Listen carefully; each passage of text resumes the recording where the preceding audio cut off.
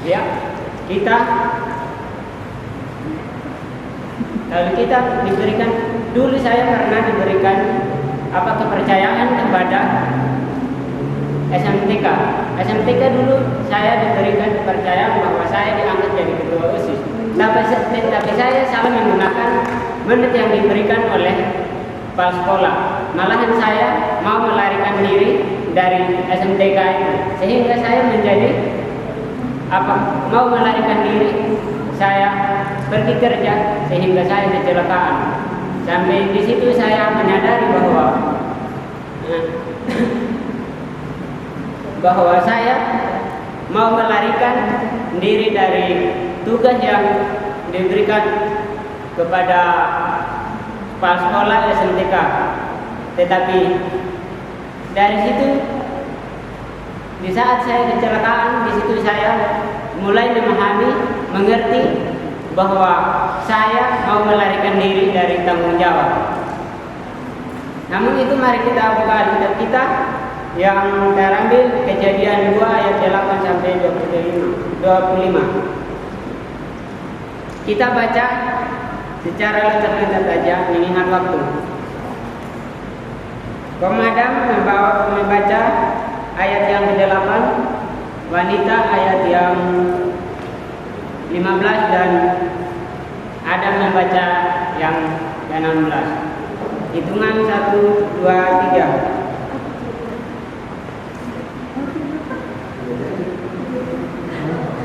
Kejadian 2 ayat 8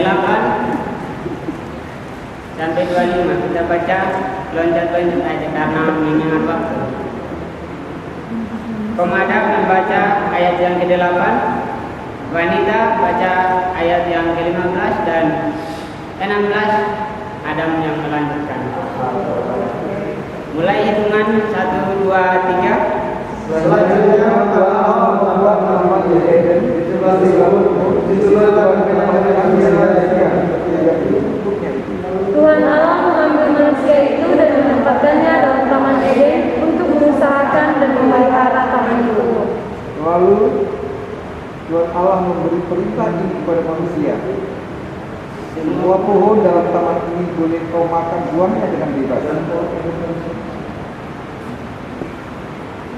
Ya, tema kita pada malam ini, gunakan dengan bijak mandat yang diberikan Tuhan. Mungkin firman Tuhan yang akan kita renungkan pada hari ini sering kita dengar, mungkin juga sering kita membacanya. Ciptaan Tuhan yang sungguh amat baik, karena manusia diciptakan sungguh amat baik. Maka manusia harus bijaksana dalam menjalani hidup ini. Apa yang ada di sekeliling kita harus digunakan dengan bijak. Manusia sebagai ciptaan Tuhan yang amat bijak harus mampu dengan mengelolanya dengan bijak. Tidak boleh lalai atau menyalahkan apa yang diberikan Tuhan kepada kita. Gunakanlah dengan bijak. Mari kita lihat poin yang pertama. Tuhan membuat taman yang indah khusus untuk manusia. Kejadian 2 ayat yang ke-8 menceritakan Tuhan membuat sebuah taman yang sangat indah dan spesial buat manusia. Yang diciptakannya, manusia harus bertanggung jawab terhadap taman yang diberikan Tuhan. Mereka tidak bijaksana, manusia tidak bijaksana dalam menjalani hidup ini, sehingga mereka lebih percaya kata-kata iblis, sehingga mereka jatuh ke dalam dosa. Karena Hawa melihat sebuah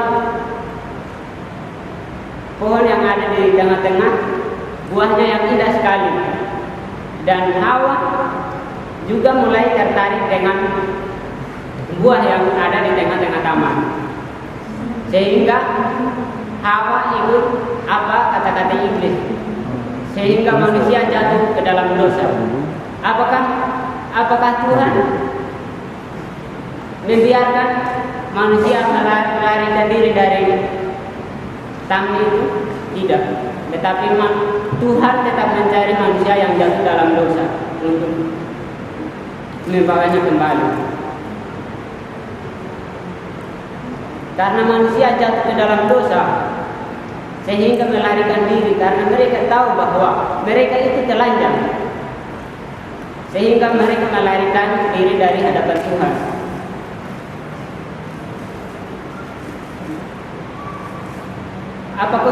Maka Tuhan juga memanggil Adam. Adam, di manakah engkau? Tetapi Adam jawabnya, tetapi Adam, aku di sini Tuhan, tetapi aku malu. Kenapa? Apa Adam malu? Karena dia sudah tahu bahwa dia telanjang, karena sudah jatuh ke dalam dosa. Apakah Tuhan membiarkan begitu saja? Tidak. Tuhan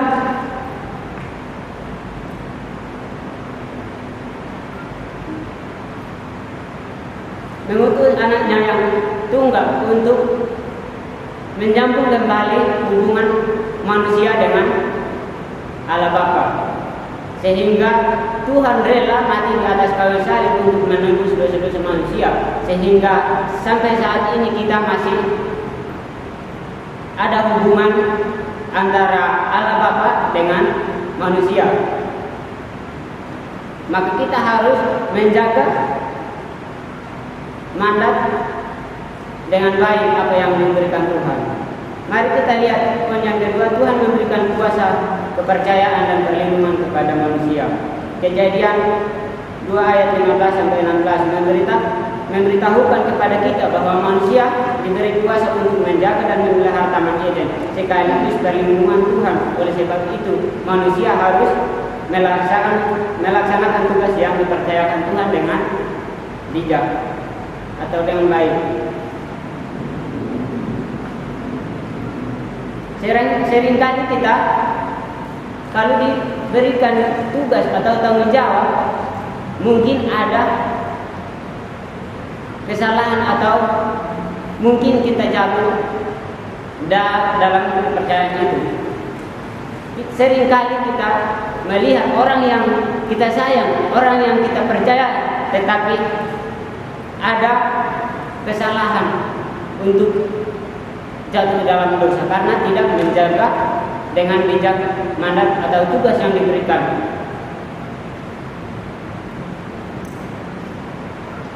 Jadi kita harus menjaga dengan baik dan harus menggunakan dengan bijak apa yang diberikan. Tugas apa yang diberikan kepada kita harus kita jaga dengan bijaksana. Poin yang ketiga, hukuman atas dosa manusia. Kejadian 2 ayat 17 jelas menyatakan bahwa hukuman atas dosa Adam adalah kematian yang sifatnya segera.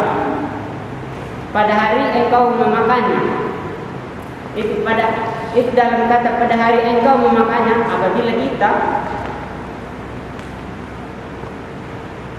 membandingkan ayat dengan peristiwa ini, kejatuhan di dalam dosa di Kejadian 3, Adam ternyata tidak langsung mati, tetapi mati rohani, bukan mati yang kita sering lihat orang mati dikuburkan. Tetapi tidak, ini mati rohani, putus hubungannya dengan Tuhan.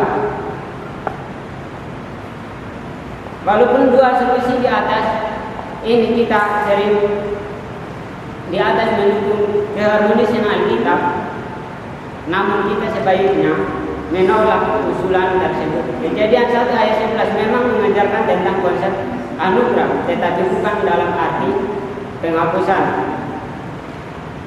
hukuman. Kitab Kejadian bahkan mencatat pelaksanaan sebuah ancaman hukuman yang mengerikan, yaitu air bah yang membinasakan semua generasi.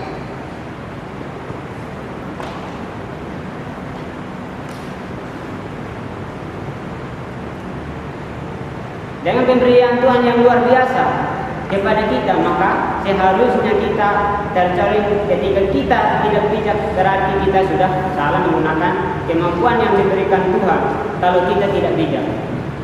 Melanggar perintah, maka kita meremehkan perlindungan Tuhan dalam hidup kita. Bagaimana hidup kita hari ini? Pengalaman hidup kita memang beda dengan pengalaman hidup Adam dan Hawa. Tetapi kegagalan kehidupan Adam dan Hawa biasa saja terjadi dalam hidup kita.